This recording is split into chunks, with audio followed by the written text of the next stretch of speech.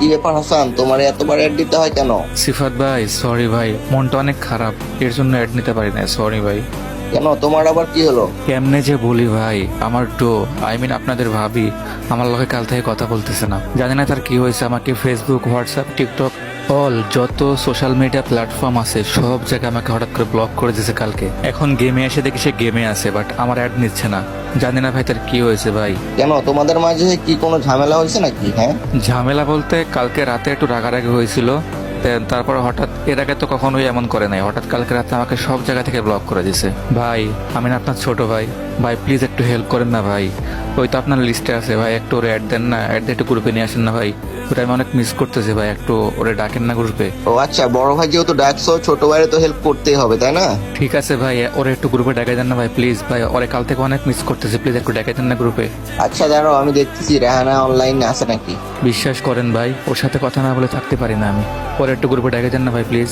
আচ্ছা ঠিক আছে, আমি অ্যাড দিয়ে দেখতেছি, যদি গ্রুপে আসে তাহলে বললে দেখি কি হয়েছে তোমাদের। হ্যাঁ সিফাত ভাইয়া বলেন, কিছু বলবেন? কি ব্যাপার রেহানা, তুমি নাকি হাসানকে সব জায়গায় ব্লক দিছো?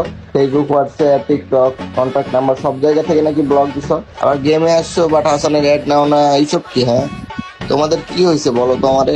না ভাইয়া, কিছু হয়নি, জাস্ট ওকে বলে দিবেন আগামী শুক্রবার আমার বিয়ে, সেজন্য আমাকে কল অথবা SMS না করে।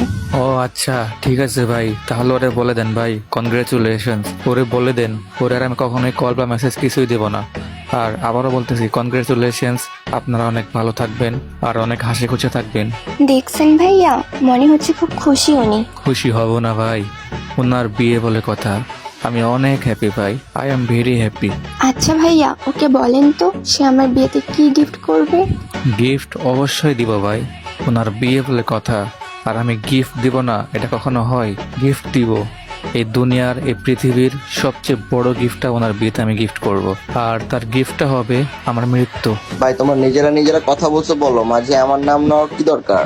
ভাই ওরে এটা বলেন, আবার আরেকজন বলে ভাই ওরে এটা বলেন, তোমরা নিজেরা কথা বলছো, বলো মাঝে এখানে আমারে কেন টানো? দেখো হাসান, জানি না তোমাদের মাঝে কি হয়েছে, বাট যদি আর একটা সেকেন্ড তোমাদের মাঝে থাকি আমি নিজে পাগল হয়ে যাব। ভাই তোমরা যা ইচ্ছে করো, আমি যাচ্ছি। আর এই সাব্বির ভাই মিয়া দাঁড়ায় মজা লন। হ্যাঁ, ওদের ঝামেলার মাঝে আমি আর নাই ভাই, আপনার যদি কিছু বলার থাকে বলেন, নাইলে আমি গেলাম, এখানে থাকলে আমি নিজেই পাগল হয়ে যাব। আরে ভাই আমি আর কি বলবো, আপনারা মরবেন না বিয়ে করবেন যা ইচ্ছা করেন, বাট আজকে সন্ধ্যায় গিলোয়ার আছে, গিলোয়ারটা খেলে দিয়ে যাবেন।